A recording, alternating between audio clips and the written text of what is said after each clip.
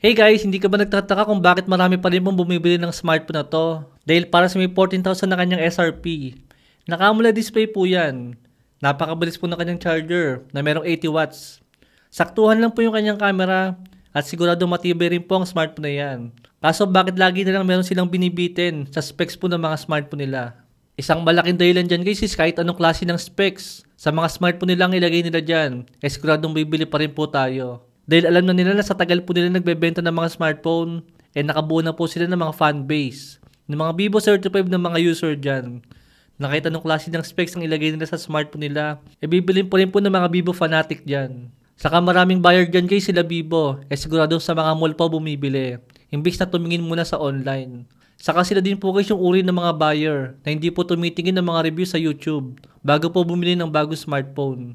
Kaya akala po nila guys yung halagang 14,000 na Vivo smartphone sobrang ganda ng specs. Kaso hindi nila alam, hindi mo lang naka 5G yung smartphone nila. Kaso napakamahal na po niyan sa may 14,000 na SRP. Kailan lang guys masulit po si Vivo kaysa sa mga Samsung na mga smartphone. Pero ngayon guys, para sa may kulang 15,000, makakabili na po tayo ng mas magandang smartphone kay Samsung kaysa po kay Vivo ngayon. Sa totoo lang guys, charger lang po ang mataas dito kay Vivo. Dahil naka 80 watts na charger nga po siya. Dahil akala ko rin is maganda yung kanyang camera. Kaso guys, napaka-generic po ng camera ng Vivo V40 Lite. Maganda pa po guys ang camera ng Camon 30S na mas mura sa kanya. Masyadong tiwala talaga si Vivo sa atin. Kaya kahit sa may camera, akala mo sobrang ganda niya. Pero pagka na-compare mo na guys ang camera ni Vivo sa ibang smartphone, doon mo palang makikita na talagang hindi na po maganda ang ibang camera na smartphone nila Vivo ngayon. Even itong FunTouch OS ni Vivo, di ko maintindihan parang nababagalan akong gamitin yan. Parang kaibigat po niyang gamitin.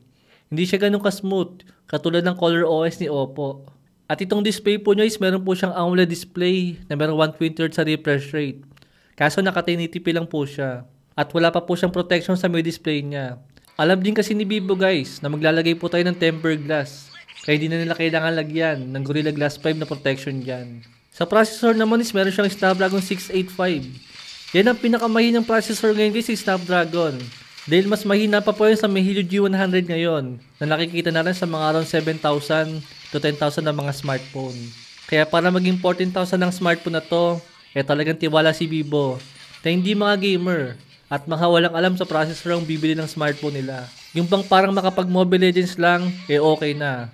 At buti naman guys, naisipan po ni Vivo na gawing dual speaker na to.